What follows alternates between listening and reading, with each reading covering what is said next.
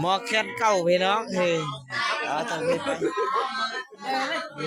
บ่เอาเป่าซะก่อนเป่าซะก่อนไอ้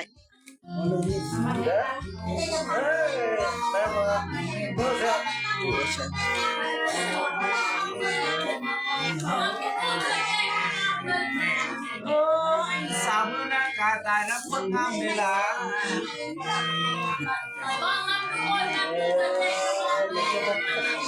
ก็ลองแคนก็จะมาแตะเลยไอ้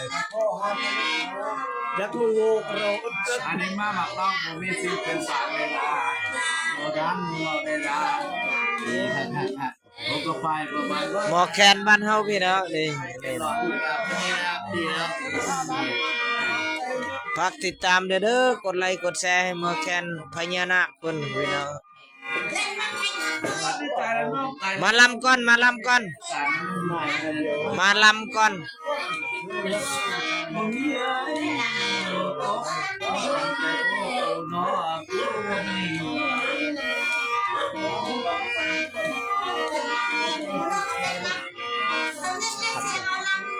เสียงแค่นี้ลำนี่ได้มวนเนี่ยแล้วก็สวนหมดเลย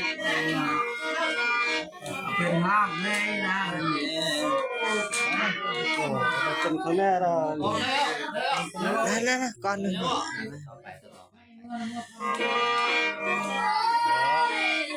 ตลอดพาไปก่อนตลอดพาไปนำพลังก็ได้จับเอาพี่น้องนี่ดอกหมอแคนบ้านเฮาหมอลำประจำบ้านนี่เด้อพี่น้องเด้อแต่ก็ว่าแกเส้นคอมันเลยยาได้หมดเป็นไงกัน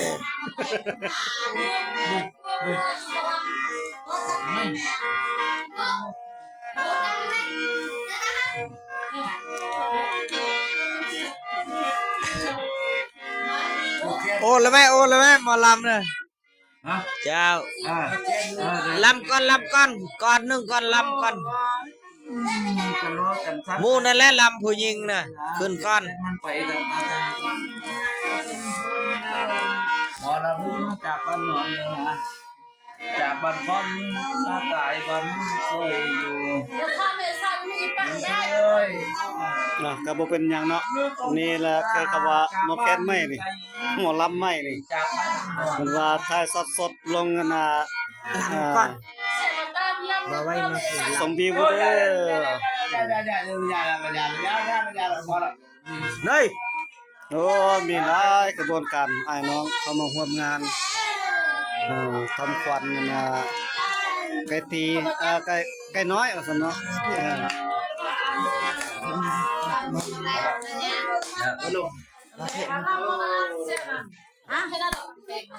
นี่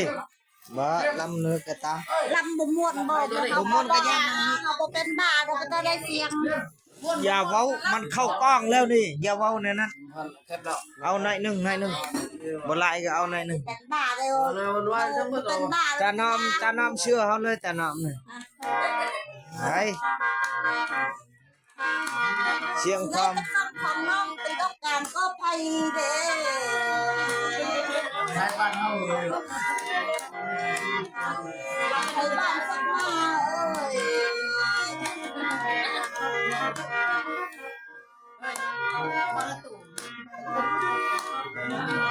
แม่เห็ดแม่มันเป็นบ้าอย่าฟักอยู่ว่าบักหลับ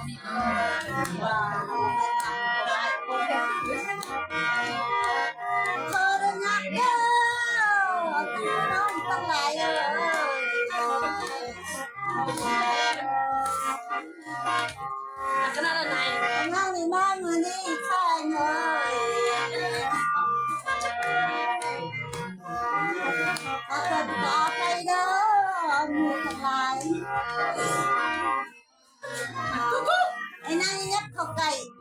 เอากินไข่ขนมปีเด้ไอ้นักเลยนะไปละไปหน้าแฟนเลยนะของแน่นะเป็นนะพุทธนี่อยู่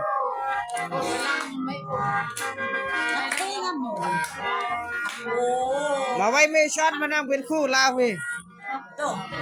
หมอลำอะไรกันดิ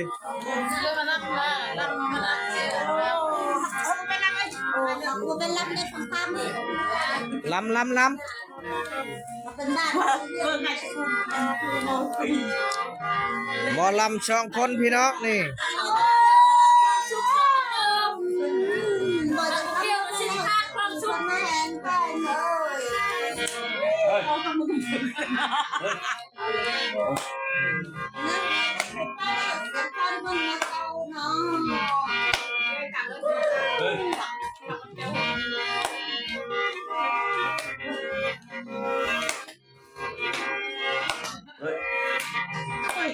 ตายแล้ว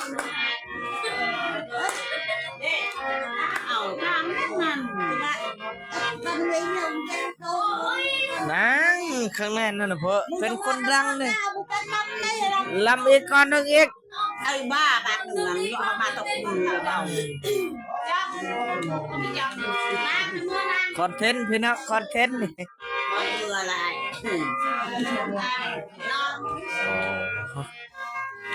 กินเหล้าร้อยเลย เอาจอกนี้มันจะดำมือมาแทนเราจะจับอยู่หรอ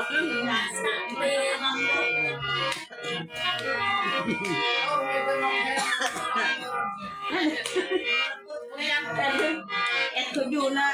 มันจะอัดอะไรสักไม่เชียวทำมา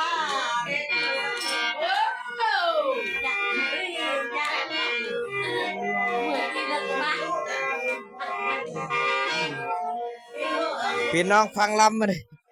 เอาสนะเอามาแล้วลงไปวงสนะ ไม่ยิ้มได้ไหมไม่ ยิ้มแล้วยิ้มแล้วใจเลย